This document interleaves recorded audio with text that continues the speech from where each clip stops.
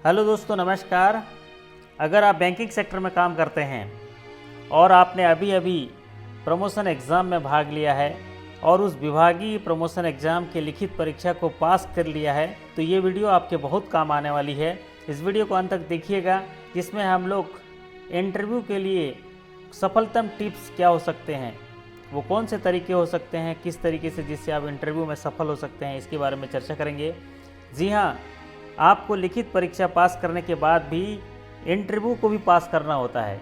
दरअसल ऐसे इंटरव्यू में उम्मीदवारों के प्रेजेंस ऑफ माइंड और समग्र कौशल का परीक्षण किया जाता है। क्योंकि बैंकिंग एक पब्लिक सेक्टर यूनिट है, ग्राहकों से जुड़ा हुआ यूनिट है, इसीलिए उम्मीदवारों के प्रायोगिक ज्ञान के साथ साथ व्यवहारिकता की जांच करना भी ज़रूरी होता है। इसीलिए जब भी आप बैंकिंग सेक्टर में इंटरव्यू के लिए जाते हैं तो आपको बहुत ही समझबूझ के साथ, पूरी तैयारी के साथ और आत्मविश्वास के साथ जाना चाहिए, क्योंकि इंटरव्यू एक ऐसी अंतिम बाधा के रूप में रहती है जिसमें आप पूरी मेहनत और लगन से लिखित परीक्षा पास करने के बाद भी ये डिसाइडिंग रोल के रूप में रहता है कि आपके आने वाले ऊंचे पदों की प्राप्ति आपको होगी कि नहीं होगी। जी हाँ, आज की इस वीडियो में हम लोग चर्चा करने वाले हैं ऐसे टिप्स की जिससे आप इंटरव्यू में भाग लेकर सफल हो सकते हैं और बेहतर प्रदर्शन कर सकते हैं और सफलता के मुकाम को हासिल कर सकते हैं। आज हम चर्चा करेंगे उन 10 बिंदुओं पर, 10 महत्वपूर्ण बिंदुओं पर जिनसे आप सफलता जरूर पा सकते हैं। सबसे पहले महत्वपूर्ण बात, पॉजिटिव एटीट्यूड। जी हाँ, एक सकारात्मक नज़रिए के साथ इंटरव्यू में शामिल होइए और ये मन में विचार करिए कि आप भाग्यशाली हैं, आप सौभाग्यशाली हैं। ईश्वर का धन्यवाद करिए कि उन्होंने आपको एक बेहतरीन मौका दिया आगे बढ़ने का, और एक संकल्प के साथ सपनों को सजा के कि आज का दिन बेहतर होगा, आज की बाजी मैं जीतने वाला हूँ, मैं बहुत भाग्यशाली हूँ, सफलता मेरा जन्म सिद्ध अधिकार है और मैं विश्वास के साथ आज की इंटरव्यू में सफल होने जा रहा हूँ। इस संकल्प के साथ, इस एफर्मेशन के साथ इंटरव्यू में शामिल होइए। दूसरी महत्वपूर्ण बात, रिलैक्स रहिए, शांत रहिए, अपने ऊपर विश्वास करते हुए रिलैक्स रहिए और इंटरव्यू में शामिल होइए। सफलता आपको जरूर मिलेगी। आत्मविश्वास होना बहुत ज़रूरी है, क्योंकि हर एक बंदा खास होता है, कुछ न कुछ उसके पास होता है। किसी को खुद पे, किसी को खुदा पे विश्वास होता है, लेकिन मंजिल और जीत उसी को मिलती है जिसके पास खुद का आत्मविश्वास होता है। जी हाँ, अपने खुद के आत्मविश्वास को उस दिन साथ रखिए और इंटरव्यू में शामिल होइए, सफलता आपको ज़रूर मिलेगी। तीसरी महत्वपूर्ण बात, अपना होमवर्क करना। जी हाँ, अपना होमवर्क करके आइए। होमवर्क से मतलब क्या है? इंटरव्यू में जाने से पहले कुछ पढ़ना, करंट अफेयर्स के बारे में, अगर कुछ बैंक के में ताज़ा कुछ नया चेंज हुआ है उसके बारे में, और ये बिलीव करिए कि वही पूछे जाएंगे जो पढ़ के आए हैं। जी हाँ, अपने खूबियों के बारे में, अपने अचीवमेंट के बारे में, अपने पास्ट ब्रांच एक्सपीरियंस के बारे में, आपने क्या कार्य किया है उसके बारे में थोड़ा सा होमवर्क करके जाइए, क्योंकि प्रश्न भी उसी से पूछे जाएंगे। इसीलिए आप अपना होमवर्क करके जाइए और हमेशा याद करिए, इस सवाल के पीछे इंटरव्यूअर, जो इंटरव्यू लेने वाले, ये जानना चाहते हैं कि आप उस पद के लिए निर्धारित योग्यता रखते भी हैं या नहीं। और इन सवाल के जवाब के रूप में आप उस पद में मिलने वाली रिस्पॉन्सिबिलिटी को, वहाँ पर होने वाले कामकाज के बारे में बात करने के लिए आप अपने आप को कितना योग्य बता पाते हैं, ये बात इससे पूरी होती है। चौथी महत्वपूर्ण बात जो बहुत मायने रखती है वो है आपका ड्रेसिंग सेंस। आपको पसंद हो या ना पसंद हो, लेकिन आप सभी जानते होंगे कि आपका पहला इंप्रेशन ही लास्ट इंप्रेशन होता है। तो हमेशा ये सुनिश्चित कर लीजिए कि आप जो पहने हुए हैं वो फॉर्मल हो और इंटरव्यू के लिए पूरी तरह तैयार हों। अगर आप शर्ट पहने हैं तो नीले कलर की शर्ट और वाइट कलर की शर्ट और ब्लैक कलर का पैंट, डार्क कलर का पैंट हो तो बेहतर होता है। और फॉर्मल क्लासिकल नेक टाई हो, कपड़े प्रेस हों, साफ़ सुथरे हों, लेदर का बेल्ट हो और लेदर के शूज़ हों, एक नोटबुक हो तो भी लेदर का, जिसमें आप कुछ अपने दस्तावेज, जो उपलब्धियां दिखाने के लिए ले जा रहे हैं वो रखे हों। हमेशा लाउड कलर, स्ट्रॉन्ग परफ्यूम और डिस्ट्रैक्टिंग हेयर स्टाइल को अवॉइड करिए और फॉर्मल तरीके से इंटरव्यू में शामिल होइए।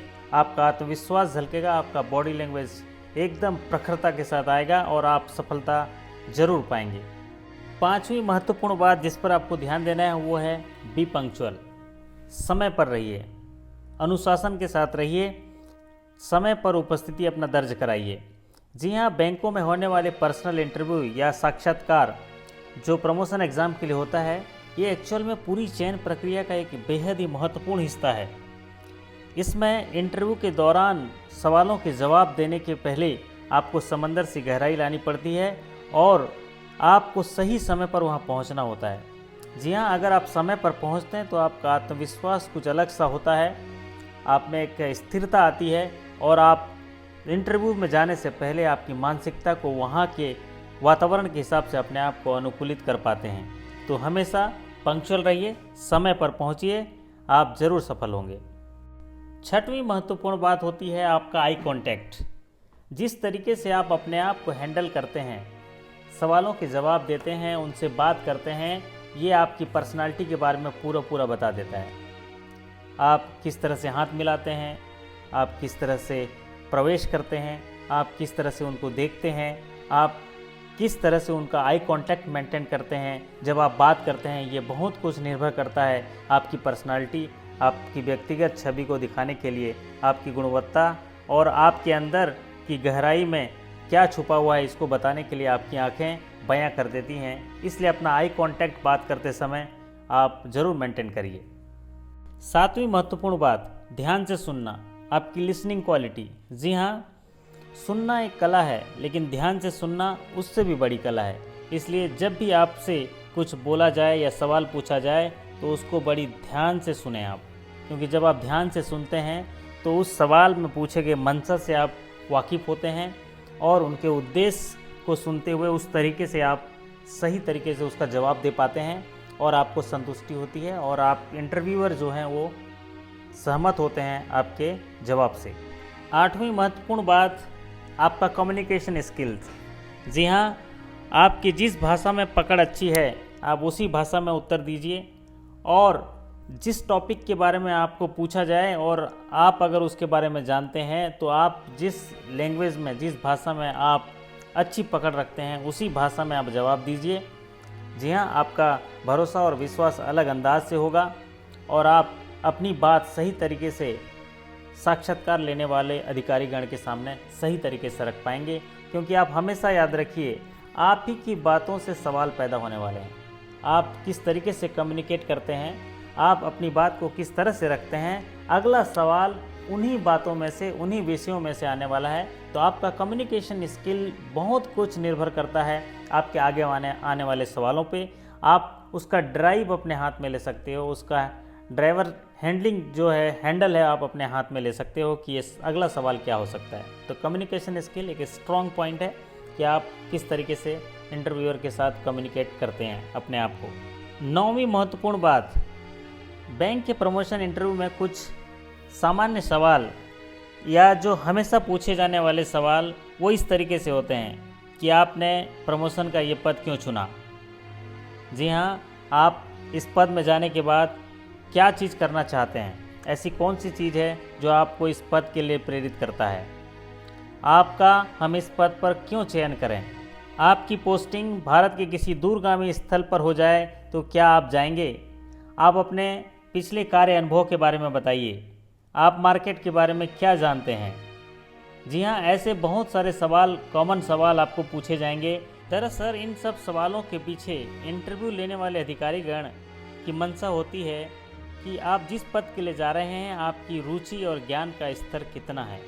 वो आंकना चाहते हैं कि आप जो ये पद में प्रमोशन के लिए आए हैं वो आपका उसके पीछे का मकसद, उद्देश्य क्या है और आने वाले समय में अगर बैंकिंग सेक्टर में और भी बदलाव होंगे तो आप में कौन सी कैरियर की संभावनाएं हैं, ये सब जानने के लिए ऐसे सवाल पूछे जाते हैं।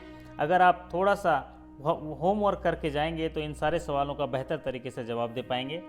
आने वाले वीडियो में मैं इस तरह के सवालों के जवाब ही लिखूंगा। अगर आप नीचे कमेंट करेंगे, 50 कमेंट्स अगर आ जाएंगे तो मैं ज़रूर ये वीडियो बनाऊंगा कि ऐसे सवालों का किस तरह से जवाब देना चाहिए। और 10वीं महत्वपूर्ण बात, कई ऐसी चीज़ें हैं जो इंटरव्यू के दौरान नहीं करनी चाहिए, जैसे च्युइंगम नहीं खाना चाहिए, कोई भी असभ्य व्यवहार नहीं करनी चाहिए। जब तक बोला न जाए तब तक बैठना नहीं चाहिए, या तो आज्ञा लेके बैठना चाहिए, और बोलते नहीं रहना चाहिए या अपनी बड़ाई खुद करते नहीं रहना चाहिए जब तक पूछा न जाए। अपने मोबाइल फ़ोन को चालू नहीं रखना चाहिए और ये सुनिश्चित कर लेना चाहिए कि उसमें साक्षात्कार के दौरान किसी भी प्रकार का मोबाइल फ़ोन बजे ना। सीधा सीधा आप समझ लीजिए कि आपका जवाब सीधा, सरल और सच्चा होना चाहिए। और अंतिम रूप से मैं ये कहना चाहूँगा कि किसी भी हालत में अगर आप उस सवाल के बारे में नहीं जानते हैं तो झूठ मत बोलिए, गैस मत करिए, और अगर आंसर नहीं जानते हैं तो सॉरी बोल दीजिए, आई डोंट नो सर बोल दीजिए। जी हाँ, इस बात से कोई फ़र्क नहीं पड़ता कि आप उस प्रश्न का उत्तर नहीं जानते, लेकिन इस बात से बहुत फ़र्क पड़ता है कि अगर आप जानते हो तो उसको कितना जानते हो और किस तरह से प्रस्तुत करते हो।